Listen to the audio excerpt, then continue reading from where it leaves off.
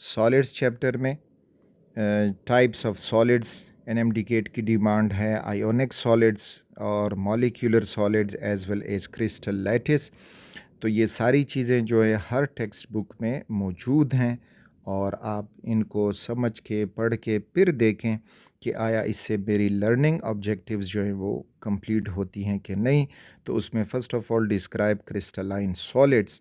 तो अब जब हम क्रिस्टलाइन सॉलिड को डिस्क्राइब करेंगे तो इसमें उनकी बाकी प्रॉपर्टीज़ जो हैं, जो ऊपर आउटलाइंस में नहीं दी गई हैं, लेकिन यहाँ पे जब उनको हम डिस्क्राइब करेंगे तो उसमें cleavage plane, isomorphism, polymorphism, allotropy और ये बाकी चीज़ें, तो वो सारी प्रॉपर्टीज़ ऑफ सॉलिड आपने इस तरह से तैयार कर देनी है।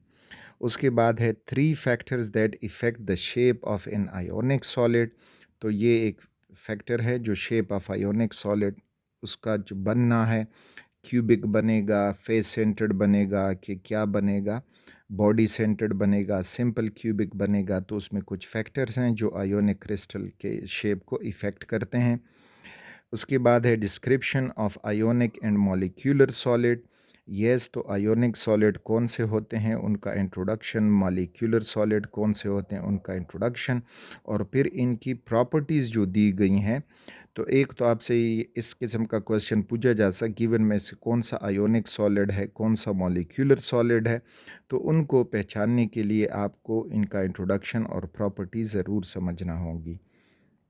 The next is describe crystal lattice. अब क्रिस्टल लैटिस को जब आप डिस्क्राइब करोगे तो उसमें जस्ट इसका डेफिनेशन नहीं है, तो फिर इसमें आपको मिलेगा यूनिट सेल और कितने किस्म के यूनिट सेल हैं और कौन से यूनिट सेल के कौन से पैरामीटर्स हैं जो ज़्यादातर रटा लगा के ही याद किए जा सकते हैं।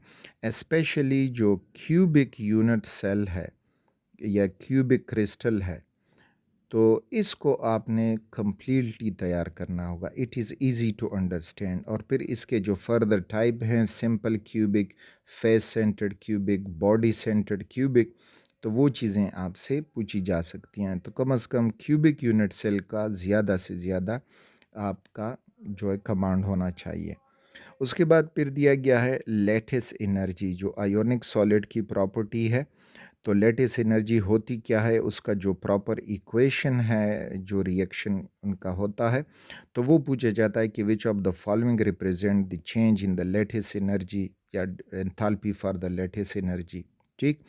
दूसरा उसमें लैटिस एनर्जी में कि which of the following has high या लो लैटिस एनर्जी, तो वो फैक्टर आपने देखने होंगे कि कौन से फैक्टर से लैटिस एनर्जी इंक्रीज़ होगी, डिक्रीज़ होगी, किसकी लैटिस एनर्जी ज़्यादा होगी, किसकी लैटिस एनर्जी कम होगी।